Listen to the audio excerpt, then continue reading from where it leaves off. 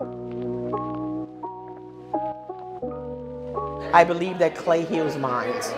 It's an approachable material. Plates and functional objects are something we all have a relationship to. Clay is this endlessly fascinating material. It is something that everybody knows, not just sort of intellectually, but with their hands. At the same time, it can be incredibly complex. We're celebrating the inaugural exhibition of Making Place Matter in our new facility in South Kensington. Conceptually, this exhibition started maybe 5 or 6 years ago, definitely in conjunction with our move to this South Kensington neighborhood. Just really thinking about what it meant to be a good neighbor and engage the community. We really reached out to the existing arts organizations and cultural organizations, and from a few of the early projects that we did in the neighborhood, we asked people to come with us and join our council. So we formed the Making Place Matter Council, which ended up being one major aspect of the project. It was really nice that the Clay Studio not only came into the neighborhood and built the building, but also asked for the input of the neighbors. And I think it just made the neighbors and made all the schools that are nearby just feel relaxed. We did get a stipend for attending the meetings. It just made us feel important, like our voices and our time was worth someone to listen to. We talked to them about the artists. We started talking to each other as a group, and we actually even went as far as to design some benches for the gallery. The furniture, I didn't know foam came in that many levels, different levels. But just again, the fact that the Clay Studio took that time to involve neighbors, because now we feel as neighbors, that's our chair. One of the most exciting conversations we had with the council members was about the title. We realized that we actually needed to have 3 titles, an English, an Arabic, and a Spanish title. So the council helped us come up with those 3 titles, and just saying that each language deserves to have its own title standing alone. And then what happened was we ended up having this wonderful breaking down of the hierarchy.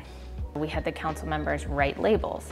We have the council members' labels on the walls right next to the curator's labels, because what everyday visitors to the gallery think and see is just as important as what those of us who are sort of, studying the work and talking with the artists.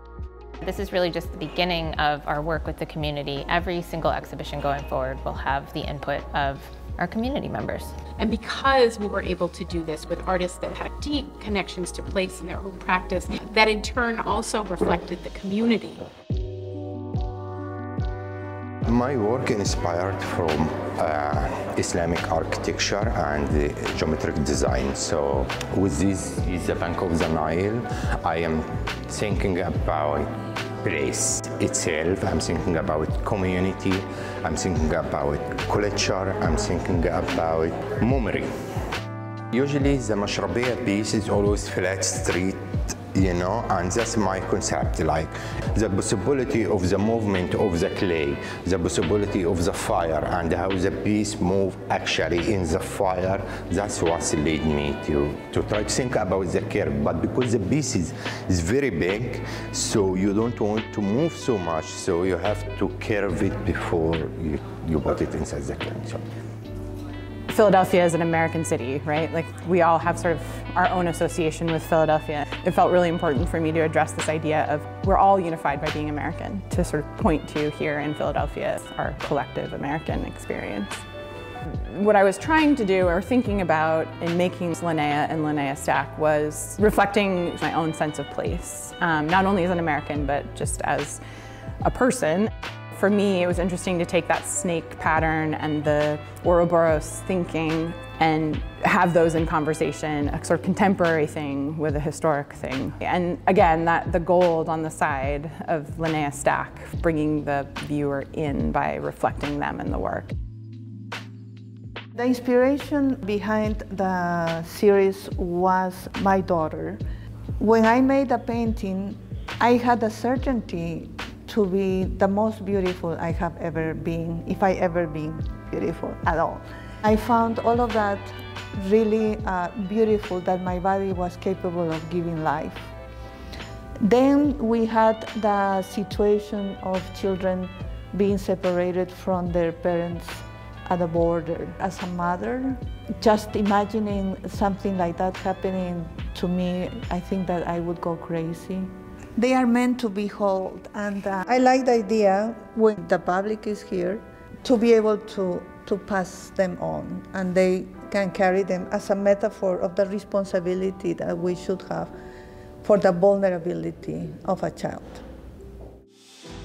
I hope that everyone who comes into this gallery sees the cultural heritage of these artists and really deeply feels the connection that all of us have. The Clay Studio has the purpose of bringing all those different aesthetics to have the common denominator of clay within its walls. We're all using the same material, but still we're coming up with our version of what makes a place matter. I'm just blown away by the craftsmanship and incredible thinking that went into the show. There is connection between the three work together clearly, even if our work is so much different.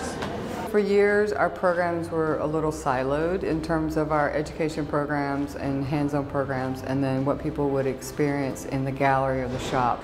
So really what we wanted to do is bridge that together and have it be more of an experience for the people walking through the front door. There's something very magical about touching clay, and when they can sort of connect their own experience with making and creativity with what they're seeing in the gallery, it can spark new passions, new ideas, and really deepen the experience.